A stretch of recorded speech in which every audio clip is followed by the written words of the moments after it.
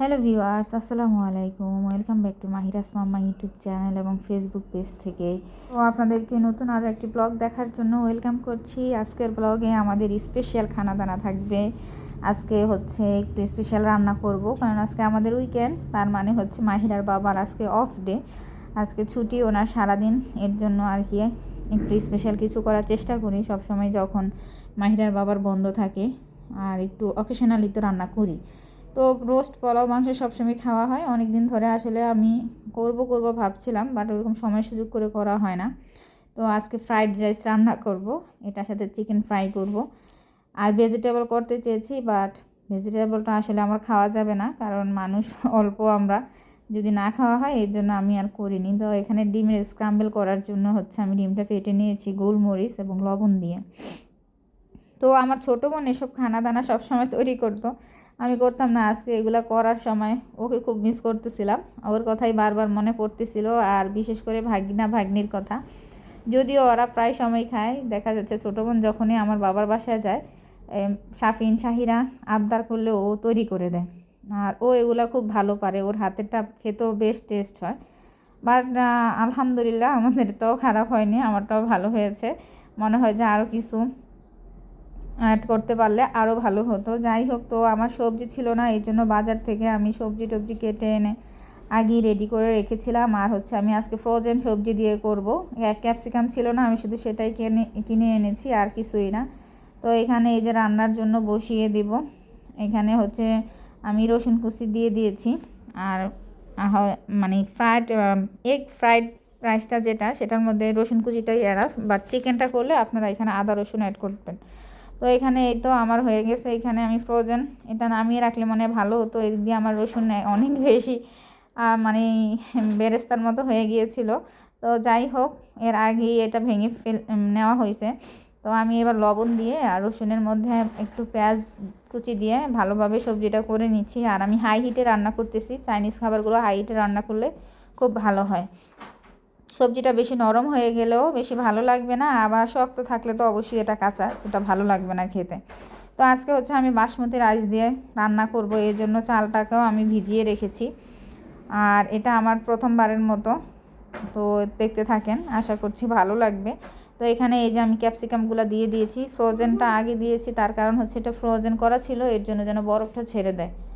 তো এই জন্য আমি ক্যাপসিকামটা পরে দিয়েছি, যেহেতু এটা মরিচ জাতীয়, এটা সিদ্ধ হয়ে যাবে রাইসের সাথে গেলেই। তো যাই হোক, আমি এখানে করে নিচ্ছি। এবার হচ্ছে যে আমি ডিমের স্ক্রাম্বলটা দিয়ে দিয়েছি। আর এখানে আমি ভাত ফুটিয়ে রেখেছিলাম, এটা আপনারা চাইলে একদিন আগেও ফুটিয়ে রাখতে পারেন, বাট আমি একদিন আগে না, মানে আমি হচ্ছে 3 ঘন্টা আগে ফুটিয়ে রেখেছিলাম। আর যেহেতু আমাদের ইতালিতে এখনও ঠান্ডা পড়তেছে, আমার ভাতটা খুব সুন্দরভাবেই ঠান্ডা হয়ে গিয়েছিল। তো এই তো আমি মিক্সার করে নিচ্ছি ভাতের সাথে সবজিগুলা।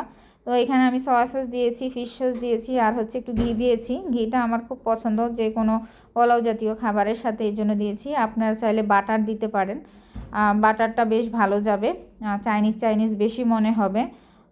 এই তো। তো আমার ফিশ সস, আমার হচ্ছে যে একটু মানে ওয়েস্টার সস যেটা, সেটা ছিল না, এর জন্য হচ্ছে যে মানে কালারটা অত সুন্দর আসেনি। বাট ওটা যদি আপনারা দিতে পারেন, ওটা আরও সুন্দর আসবে। আর ভেজিটেবলের পরিমাণটা হয়তো বা আমার কম হয়েছে, আমি তো বললামই প্রথমবারের মতো আমার রান্না। তো এই তো, এখানে আমি জর্দাও রান্না করে রেখেছিলাম, আজকে স্পেশাল কিছু তৈরি করব এই জন্য। আর এখানে হচ্ছে চিকেন ফ্রাই করব, তো এই চিকেন ফ্রাইগুলোও করে নিয়েছি। আর খেতে বেশ ইয়াম্মি হয়েছিল আলহামদুলিল্লাহ। আর আমার চিকেন ফ্রাইটা অলওয়েজ ভালো হয়, এটা আমি নিজের বলে বলছি না, আমি বাসায় আরও কয়েকবার করানো হয়েছে, তো সবাই পছন্দ করে। তো আজকে হচ্ছে যে আমি আটা দিয়ে কোট করিনি, আমি অল্প পরিমাণ আটা দিয়ে একটু মাখিয়ে নিয়েছি যেন ভাজাটা ভালো হয়। আর এটা সুপলি আর কাট্টাতে দি পাতাতা মেবি এরকম ইতালিয়ান একটা খাবার, আমাদেরকে গিফট করা হয়েছিল মাহিরার বাবার রেস্টুরেন্টে যাওয়ার পরে।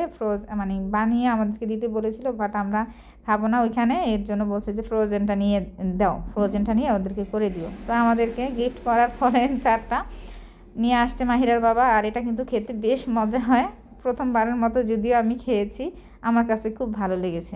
তো এই তো ছিল আমার আজকের রান্নাবান্না শেষ করে আমি যখন রুমে আসবো, ফ্রেশ হবো, এই সময় দেখেন আমার মেয়ের কী কাণ্ড, এখানে সে মানে এটা নিয়ে হাজির। তো আমার হাজব্যান্ড বলতেছে আমি তো আর একা একা খাবো, তা আমাকেও দিয়ে দাও। যাই হোক, সবাইকে একসাথে রান্না বান্না করে খাইয়ে টাইয়ে, যেহেতু ছুটির দিন ওনার মেয়ে তো বের হবেই, একবার না দুইবার না বহুতবার বের হতে হয় ওকে নিয়ে। তো আমাদের আশেপাশের কাছেই একটা পার্ক ছিল, আমরা ঈদে যে গিয়েছিলাম, তো ওইখানে পার্কটা একটু বড়, এর জন্য বললাম যে তাহলে ওই পার্কে নিয়ে চলো, কারণ ওই দিন মাহিরার ঘোরা হয়নি, মাহিরা খুব মন খারাপ করে চলে আসছিল, দোলনাতে উঠতে পারিনি।